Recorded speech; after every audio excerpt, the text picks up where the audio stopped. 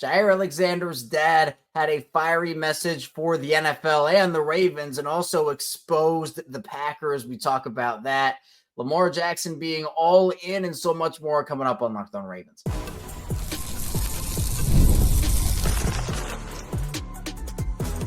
You are Locked On Ravens, your daily Baltimore Ravens podcast. Part of the Locked On Podcast Network, your team every day.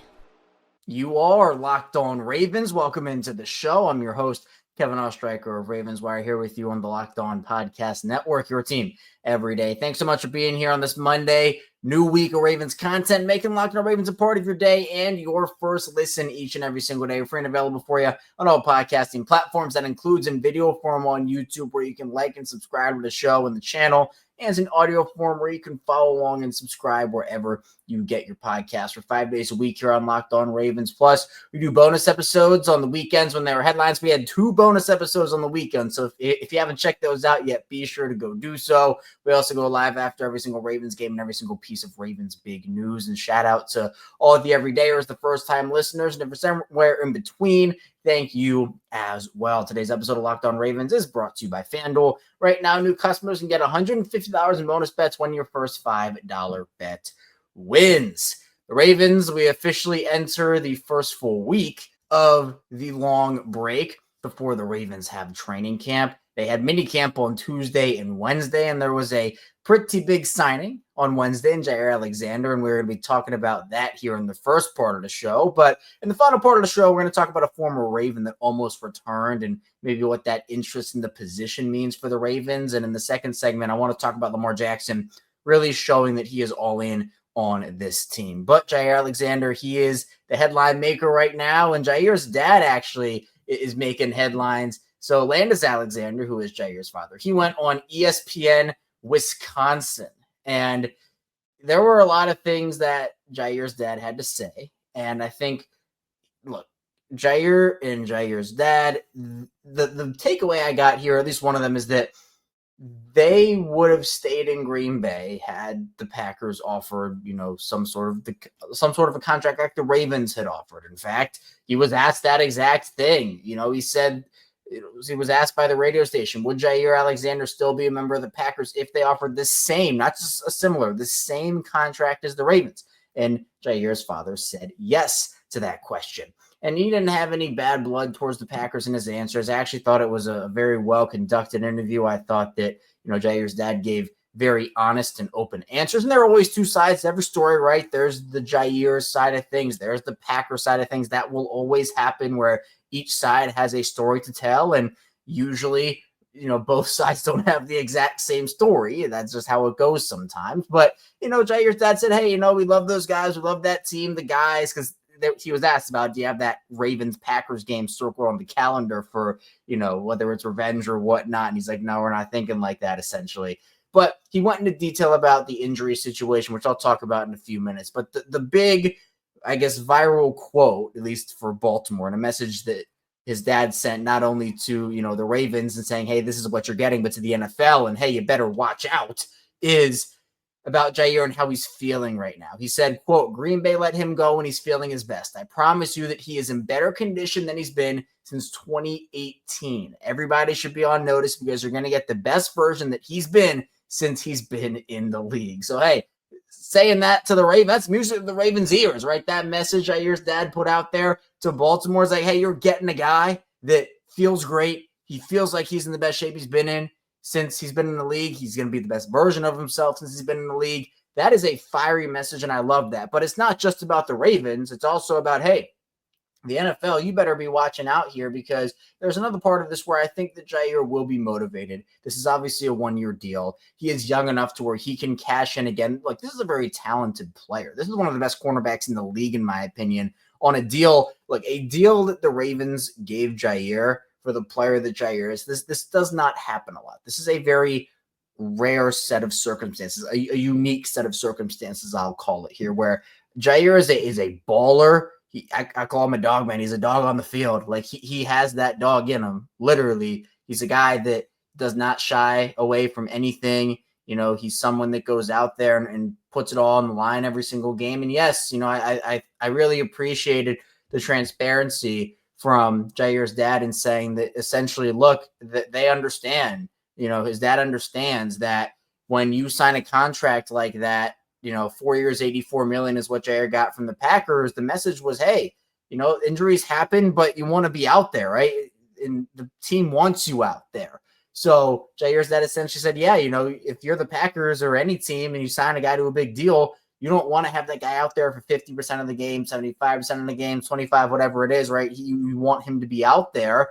And I appreciated that answer, but I also understood the part of it where essentially what Jaire's dad was saying was that the Packers did not offer him any guaranteed money on that deal. It was essentially like, hey, there's a bonus here. We'll pay you this if you do this game and this if you do that game. And he even went on, he was commenting on social media under some posts about, Peter Schrager of ESPN saying at the end of the day, Jaire didn't want to take a pay cut. And Jaire's dad said that's a flat out lie. He was talking about that as well, where he was just commenting on other people's posts and, the narratives out there. And he said he didn't appreciate the narratives that were being pushed about Jaire. And he said, this is not true. Nobody ever said that he wouldn't take a pay cut. He wasn't willing to play for near free is a better quote. And, there was another comment he said here. I appreciate how you said that. It was spot on, responding to someone. And he said the only thing that was slightly off is that there was an unwillingness to rework a contract. There actually was a willingness. They just offered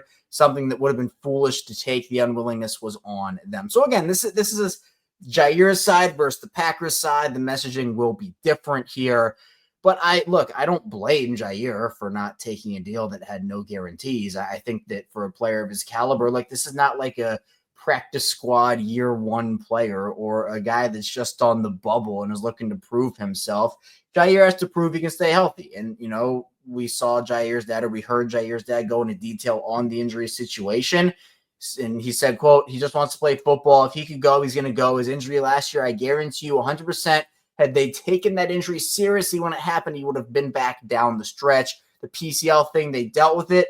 It was said he'd be back in 3 to 4 weeks. When that happened, he went back out there, tried to work and go, and he was cutting and he couldn't do stuff. He really had a bigger problem than the PCL. And he referenced some previous injuries. They did a knee scope, and he referenced they should have done that knee scope earlier and caught some things in there that the PCL was fine, but there were other things that were preventing him, and they needed to get those cleaned up, and they weren't. And so just the whole thing with it was apparently pretty messy with Green Bay with the injury situation. But it felt like probably Green Bay had made their decision and their offers reflected that. I'm not sure they expected Jaire to accept a deal with no guarantees. It probably, to me at least, I don't know how the Packers felt about it, but it feels like they made their decision. They have talented players on that defense, talented players in that cornerback room.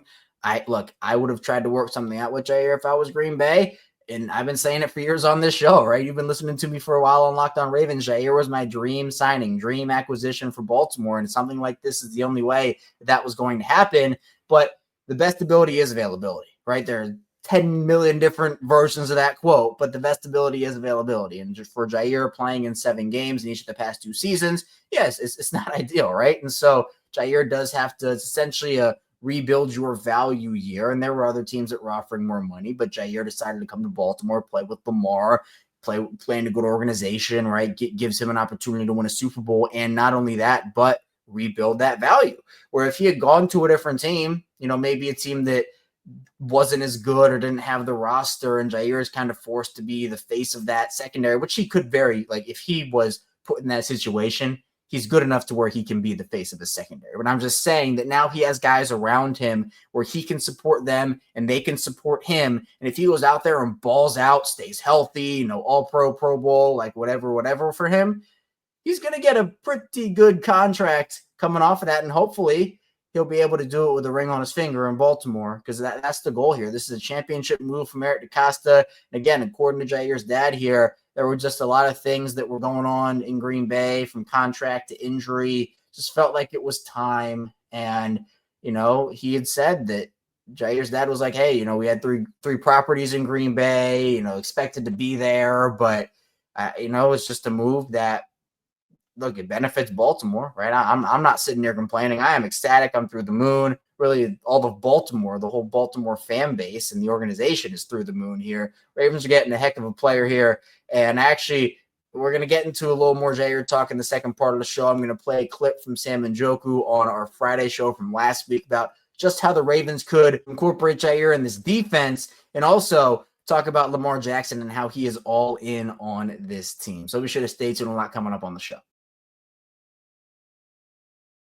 First, the show is brought to you by FanDuel. Summer sports are in full swing, and whether you're all about baseball under the lights, golf on the green, or high-stakes soccer action, FanDuel is the best way to make every game even more exciting. And every day that we go through here and that we get through is a day closer to football. And I'm over on FanDuel. I'm looking at some futures for the NFL and for the Super Bowl winner for this year. The Ravens are tied for the best odds right now on FanDuel, plus 700 with the Bills. I like that. Signing Jaire Alexander certainly catapults them into that category, and I think they should be one of the favorites, if not the favorite, to win this year. But you also have the Chiefs at plus 750, the Eagles at plus 750 as well, and then you get into teams like Detroit, the Rams, etc. If you're new to FanDuel, new customers can bet just $5 and get $150 in bonus bets if your first bet wins. Open the FanDuel app today or visit FanDuel.com/lockedon to get started. Again, open the FanDuel app today or visit FanDuel.com/lockedon to get started.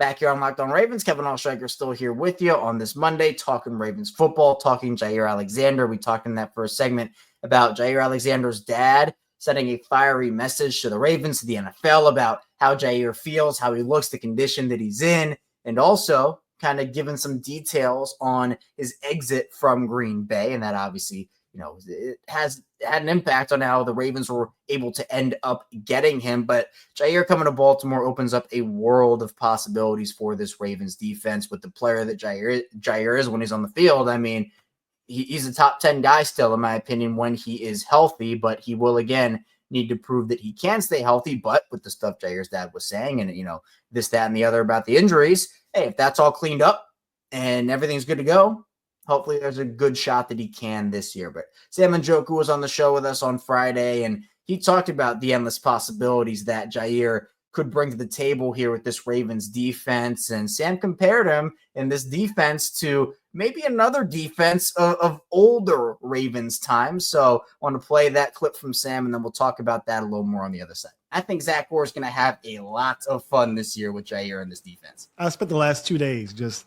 contemplating all of the different looks that Zachary Orr can do with this defense. You're absolutely right. Jaire absolutely frees up Marlon Humphrey.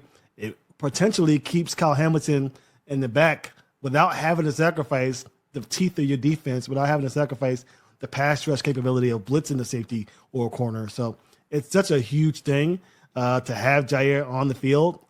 I'm just trying to wrap my head around what are the Ravens going to do if they decide to bring in a Justin Simmons and truly have three safeties that you could play at the same time. Maybe push Jaire Alexander to the sideline for a play, or maybe just, in goal line situations have, just bigger options. There's so many things you could do with this defense now that you have Jaire, and it's just, I think that the Ravens are going to have fun. I think it's going to be, I just get the Rex Ryan, madness, chaos type of secondary that we had back in the day. Man, if the Ravens could get a Justin Simmons to add on to Jaire Alexander in that defense already, that defense is already going to be crazy. With Justin Simmons, it'd be even crazier. But yeah, I mean, look, I think Jaire opens up a ton for them. They're able to play Marlon Humphrey a lot more in the slot if they want to. Those big nickel packages, move Kyle Hamilton up the line. If they do add another safety or they trust a guy like Sanusi Kane or Bo Braid, you can keep Kyle Hamilton in the back end if you want to. I think just like the Malaki Starks draft pick freed up Kyle Hamilton, this Jaire Alexander signing frees up Marlon Humphrey. So really excited about Jaire coming to Baltimore. I think it's going to be an awesome fit all the way around, both for Jaire and the organization.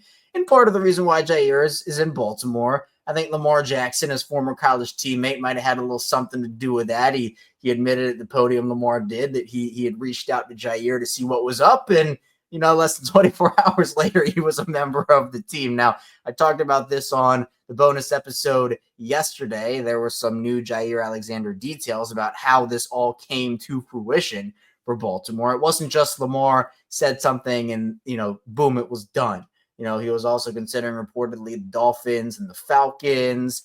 and Jaire actually almost was traded. And I shouldn't say almost, but Eric DeCosta flirted with the idea of trading for Jaire back in March. So the Ravens are heavily interested. They heavily recruited him, and, he agreed to a deal while he was on site. It wasn't like he showed up, boom, I'm going to sign the deal, right? So they recruited him. They did their thing, and he's in Baltimore now. But Lamar, he was a part of this, I'm sure. I don't know how big of a part, but certainly a part. And Lamar is all in on this team. He's talking about the Buffalo losses and how that has just been eating at him.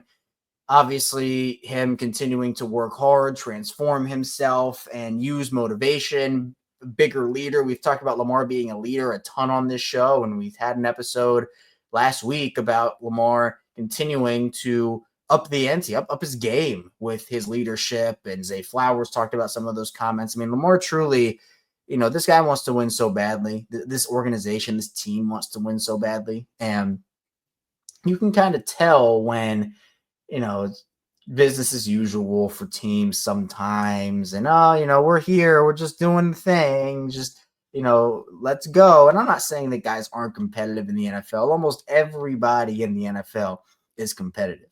But for Lamar Jackson, he has been all in. He will continue to be all in.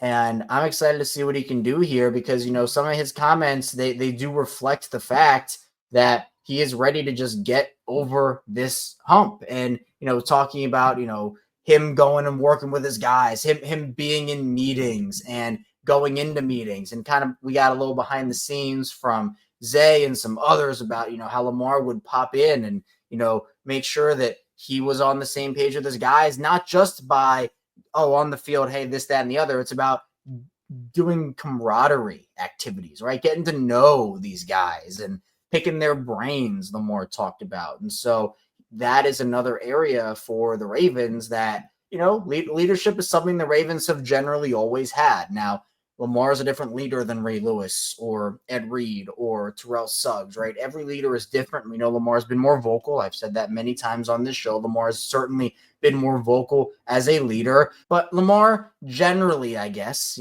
is a quieter guy, quieter personality. But he will get on you. He will tell you what's up if it's not going right. Like, he will be a leader in that way. And again, it's the same conversation we've had, but some people call it demonstrative or disrespectful. It's none of that, right? Good leaders will get on you. Good leaders will challenge you. And that is what Lamar Jackson does. He might not be the biggest, in the middle of the huddle, pregame, Roquan, rah type guy, but he leads, one, by example, but two, he does have that leadership aspect to him. And I think that aspect of everything is really important. And so, he's someone that he wants to make the game easier for his teammates and game preparation, game planning. He said going into a game, knowing what the defense is going to do before they do it. Again, this isn't just about on the field. I want to continue to talk about that point because the preparation Lamar does, not just workouts in the off season, not just, practice time, but truly studying, truly knowing his opponent, knowing strengths, knowing weaknesses, where to capitalize, right? T. Martin talked about it when he was talking about Lamar. He goes back, he watches those losses, and he said that too. He says he goes back and watches the losses, see what the mistakes we made were, and try to capitalize for the next time they're in that same situation. And he said that he's going into year 8, so he has no other choice about being more vocal or, if it's a combination of everything. And he said that, there are a lot of young guys going in, so I have to. But I think it's given Lamar a new perspective, honestly. Him coming into the league and having vets in that quarterback room, Robert Griffin III and Joe Flacco. And I know everybody talks about Joe as a leader and a mentor for Lamar. And Joe himself has made it very clear that he's not there to be a mentor for guys. And that was a story in Baltimore. But, Joe would give Lamar advice. Joe would give Lamar pointers. But look, just like Lamar is competitive, Joe was competitive too. These guys want to start. These guys want to win. These guys want to, do what they can for their team. But Lamar being, a rookie, a younger guy, having those vets to now being the vet. This is your rate for Lamar. I said it. Lamar is going to be 30 at the end of next season. Not this season. It'll be 29 at the end of this season. It'll be 30 at the end of next season, which again is not like, Lamar's done after 30. I think Lamar has a lot more football left in him past 30. But yeah, that's an age that is a check mark for a lot of people. I know that it's more prevalent with the running backs, but 30 years old for Lamar, where'd the time go? Wasn't he just walking across the podium with Dion, or talk to Dion and say they're going to get a Super Bowl out of me? You believe that? So again, crazy to think Lamar is in year 8 now. He's going to be 30 at the end of next season, but he's all in on this team. I love it from Lamar, and I'm excited to see what he can do. Coming up in the final part of the show, a former Raven almost returned to Baltimore, and it might have given some perspective on how Baltimore feels about a certain positional group. So be sure to stay tuned. A lot coming up on the show.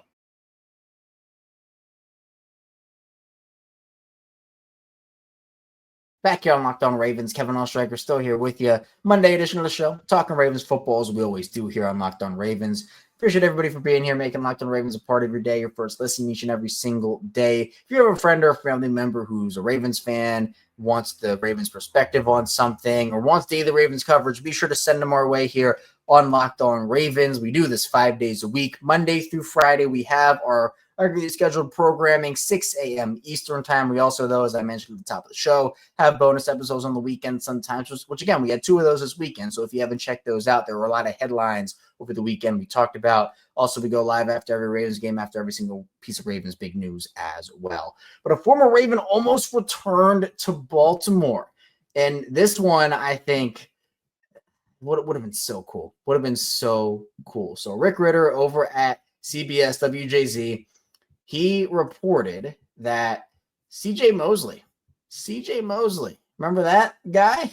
Alabama first-round pick, went to the Jets. I know people remember CJ Mosley. He almost returned to the Ravens. Again, Rick Ritter reporting here that CJ Mosley was hoping for a reunion in Baltimore to chase a championship. There was mutual interest, but unfortunately he couldn't get cleared with his neck injury. I think this would have been a really cool story. CJ obviously left Baltimore for New York, signed a big contract with the Jets. Didn't really work out for him in New York. I mean, it wasn't spectacular for CJ. I mean, he was fine there. It wasn't like he was horrendous, but we know, CJ was a leader on this Baltimore defense. Obviously, the biggest play he had in his Ravens career was that interception on Baker Mayfield on 4th down to win the Ravens the AFC North in 2018. I'll never forget that moment. And every year I post Ravens legend LJ Fort and others who were members of the Steelers at the time watching that play and then walking off the field, because that Mosley interception eliminated Pittsburgh from the playoffs that year. So it was double glorious all the way around. But yeah, I mean, look, CJ would have been really fun next to Roquan in Baltimore. I think it would have opened up even more possibilities. CJ obviously very strong in run defense. The pass coverage was questionable for him, at times. And I know sometimes that's even putting it as an understatement for CJ. But look, really solid career for him. I mean, he played 10 years in the league, 11 total. He didn't play in 2020 with the COVID season, but he was solid all the way around, both in Baltimore and in New York. He had a total of 1,083 tackles. He had 10 fumbles forced, 12 sacks in his career for him, won over 100 tackles in 7 of his 10 seasons playing, all pro. He is someone that, just had a really solid career.